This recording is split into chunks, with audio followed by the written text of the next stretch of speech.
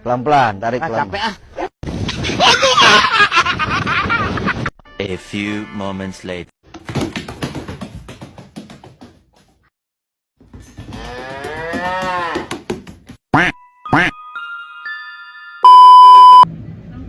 Halo guys, kami dari kelompok 2 ingin melakukan diskusi materi etika bisnis berjudul, apa judulnya?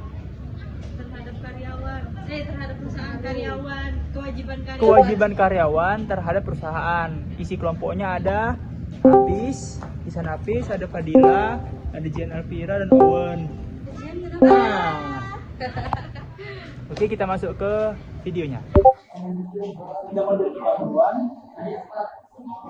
Hubungan antara karyawan dan perusahaan adalah hubungan yang bersifat simbiosis parasitisme. Maksud saya, simbiosis mutualisme saling menguntungkan. Perusahaan memberikan hak karyawan berupa gaji dan fasilitas, sementara karyawan memiliki tanggung jawab untuk memenuhi kewajibannya. Memahami kewajiban itu bukan hanya tentang mematuhi aturan, tapi tentang membangun profesionalisme dan integritas.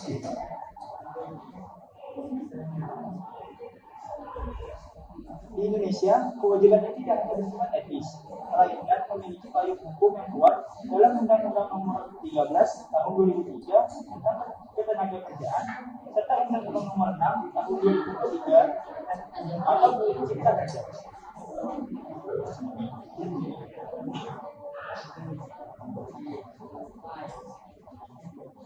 Oke, yang berikutnya di sini kami kelompok ini akan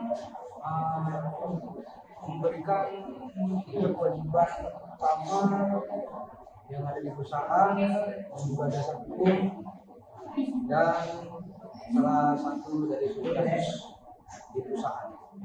Yang pertama, secara garis besar kewajiban karyawan diatur dalam peraturan perusahaan atau disingkat PP dan perjanjian kerja bersama PKB dan undang-undang nasional. Yang pertama ada kewajiban ketaatan atau kepatuhan pada aturan dan SOP. Yang di sini di dasar hukumnya sesuai pasal 102 Undang-Undang Nomor 13 Tahun 2003 tentang Ketenagakerjaan yang menyatakan bahwa dalam melaksanakan hubungan industrial, pekerja atau buruh wajib melaksanakan tugasnya sesuai dengan kewajiban, menjaga ketertiban dan mengembangkan produksi. Secara studi kasus, di sini kami membacakan di salah satu sebuah pabriknya, manajemen mewajibkan seluruh operator mesin menggunakan masker, respirator khusus dan pakaian anti panas sesuai dari SOP K3. Seorang karyawan menolak memakai hal tersebut karena merasa gerah. Ya, terus akibatnya dia mengalami keracunan gas minor yang membuat lini produksi dihentikan selama 3 jam.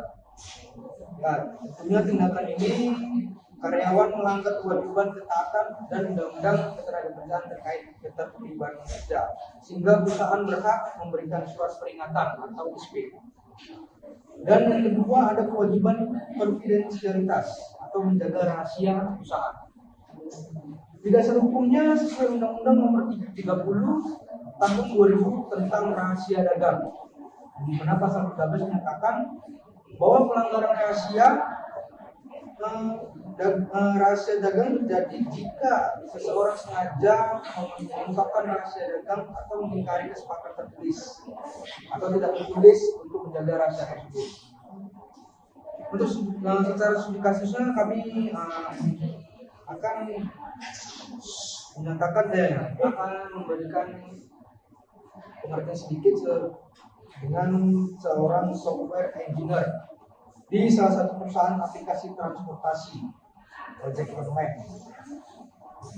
Jadi di sini resign dan pindah ke perusahaan kompetitor. Sebelum keluar, ia mengunduh algoritma pencarian rute dan data pribadi pengguna untuk diterapkan di tempat barunya. Tentunya tindakan ini membocorkan rahasia data pelanggar kewajiban konfidensialitas dan mendapat juga secara hukum. baik secara pidana ataupun perdata. Jadi di perusahaan itu jelas bisa menuntut pidana ataupun perdata sesuai dengan undang-undang yang berlaku tentang undang-undang rahasia data. Di nomor 3 bisa disampaikan.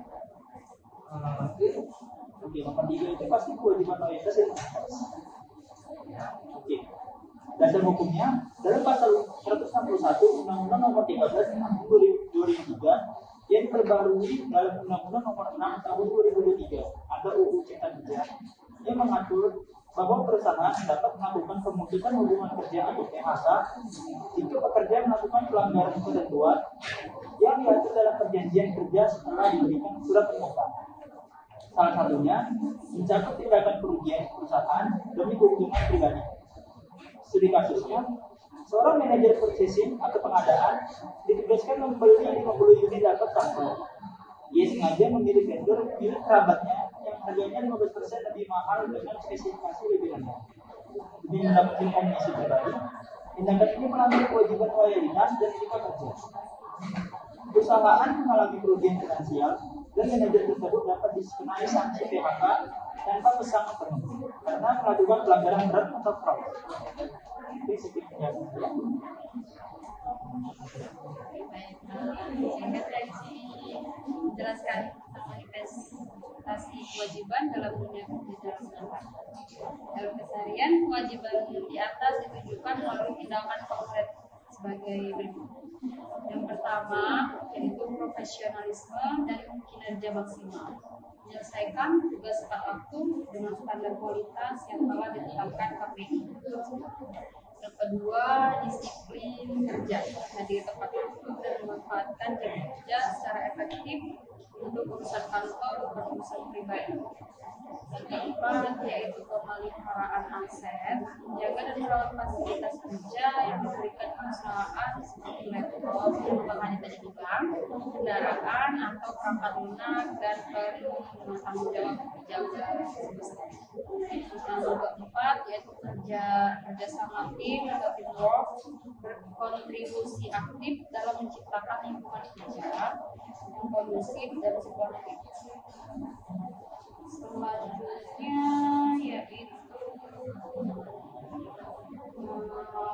karyawan diharapkan berkomunikasi dengan baik dengan rekan kerjanya agar kalau bekerja itu biar sama-sama enak, biar nggak sendiri-sendiri. Terus yang kedua, saling membantu dalam menyelesaikan tugas. Yang ketiga, menghargai pendapat dan perbedaan. Dan yang keempat, menjaga hubungan kerja yang positif. Dalam tim itu, kerjasama yang baik akan menciptakan lingkungan kerja yang nyaman dan meningkatkan efektivitas dalam mencapai tujuan bersama. Selanjutnya, saya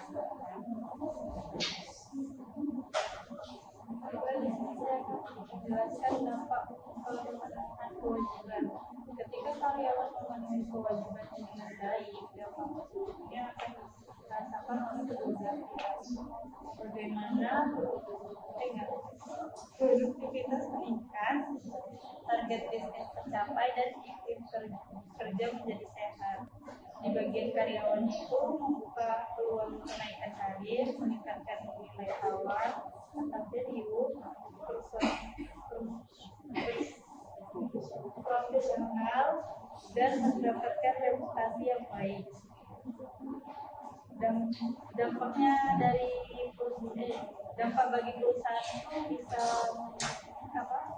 bisa menciptakan lingkungan kerja yang sehat seperti kepatuhan terhadap kerjasama yang baik atau mengurangi konflik serta menciptakan suasana kerja yang harmonis dan meningkatkan reputasi perusahaan. Di dampak bagi karyawan itu membangun reputasi yang baik akan menjadi modal penting dalam menjalankan karir seseorang baik dari perusahaan saat ini maupun di masa depan. Baik, kesimpulan yang bisa kita ambil dari diskusi ini adalah kewajiban karyawan terhadap perusahaan bukan sebuah penekanan, melainkan bentuk komitmen profesional. Hubungan kerja yang sehat tercapai ketika hak dan kewajiban berjalan beriringan secara seimbang. Karyawan terlibat adalah mereka yang mampu memberikan kontribusi terbaiknya bagi kemajuan perusahaan sekaligus pengembangan potensi diri sendiri. Oke, segitu diskusi kami. Semoga bermanfaat, walaupun nggak tahu ya. Semoga bermanfaat, semoga berfaedah sedikit. Sekian dari kami. Assalamualaikum warahmatullahi wabarakatuh.